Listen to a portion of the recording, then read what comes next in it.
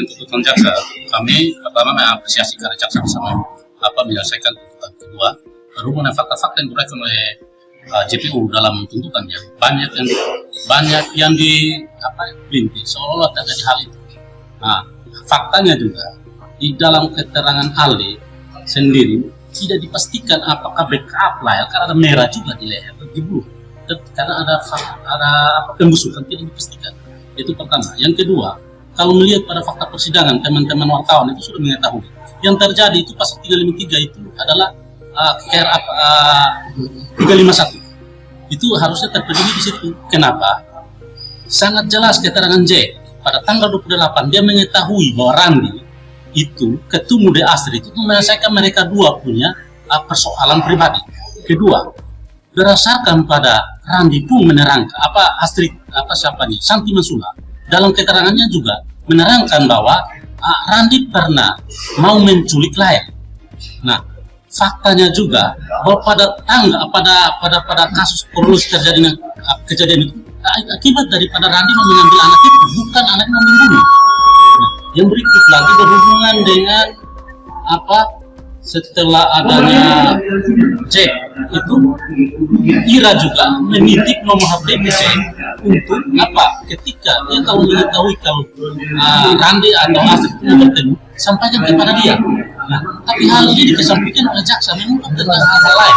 Dengan demikian yang terjadi itulah pasal 351 ayat 3 bukan pembunuhan berencana, percekcokan antara Ira itu hanya kesaksian sendiri oleh Fitria. Itu bukan kata-kata yang diungkapkan oleh Randi dengan Ira.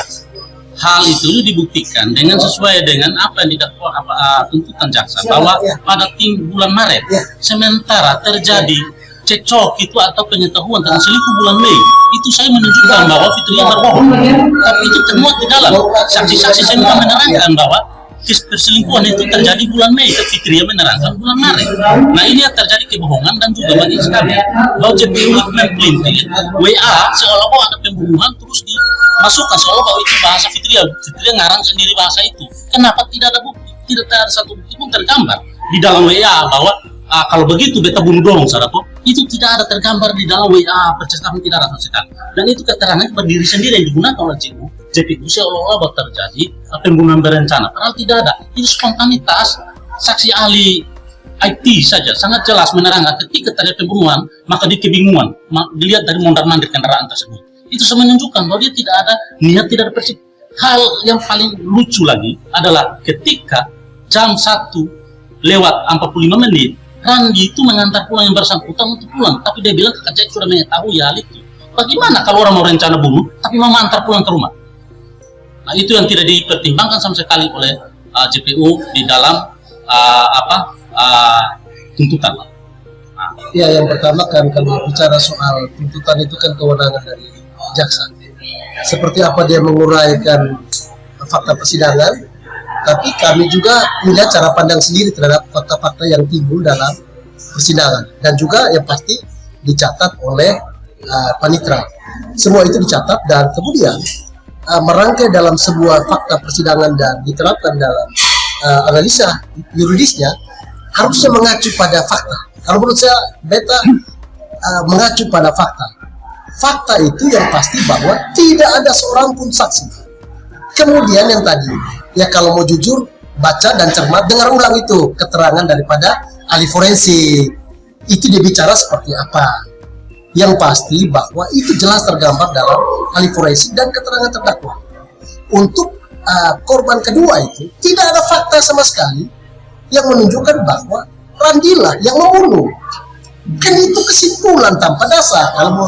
Tapi itu nanti kami uraikan dalam pembelaan kami, dan pasti cara pandang kami juga akan berbeda, bahkan mungkin terbalik dari, bisa saya 360 derajat dari dakwaannya JPU begitu. Tapi kita bersyukur sudah sampai pada titik di mana tuntutan itu sudah dilakukan oleh jaksa. Saya yang tadi tidak menyebutkan, tidak menguraikan soal pasal 55. Saya tidak mendengar. Itu menarik. Dan itu jurisprudensi ada mengatur. Saya rasa kita cukup di situ saja. Nanti dipertanyakan seperti apa. Terima kasih. Jadi siapa yang membunuh Laya? menurut jaksa Itu menurut saya. Randi. jaksa Randi. Ya, kalau Namun fakta persidangan bahkan Randi mengatakan bukan dia. Kan maksudnya tahu faktanya mana gitu. Fakta. Kalau Kemudian- mau bilang fakta saja, Faktanya- Randi mau menculik anak itu bagaimana dia mau membunuh? 3 orang dalam situ. Kan begitu, tidak ada orang yang melihat bahwa oh sebenarnya orang lain yang membunuh atau dia yang membunuh, kan tidak ada. Maksud saya di situ. Dan kemudian ahli bilang itu sudah rusak berat. Tidak dapat kepastian. Begitu, hanya karena kebiruan jadi dia berkesimpulan saja. Maksudnya kalau dilihat dari fakta ahlinya itu bisa bekap, bisa juga cekik. Itu. Tidak dapat dipastikan. hanya oleh siapanya tidak, Ahli tidak bisa, ahli tidak omong soal siapanya. hanya kalimat yang bilang saya bunuh militer saja toh. Oh, itu fitnah bahasa. Mereka kan lebih dari 1 orang. Iya betul, lihat dari kalau memang bergerak dari situ. Iya. Namun kan itu kan kita punya kesimpulan, kita punya Bunuh satu orang itu hanya hukum Fitria, dia harus bukan satu buktikan, saya orang. kata. Hanya Fitria. Kan begitu. Nah, Bapak kan ini kan dari fakta persidangan tidak ada yang menyebut bahwa Randi yang membunuh Lal. Ya. Apakah ini hasil mengarang dari Saya jaksa? tidak tahu. Saya tidak tahu. Saya Bukan hasil mengarang. Tidak, Cuma tidak. Saya tidak tahu, hanya sudut pandangnya mungkin. Siap. Berbeda di sudut pandang. namanya mereka mempertahankan mereka dakwaan apa Ya, yang dilakukan ya pasti dipertahankan. Ya. Tapi faktanya juga ketika pembacaan dakwaan Randi sudah membaca hal itu. Siap. Jadi di situ. Siap. Hingga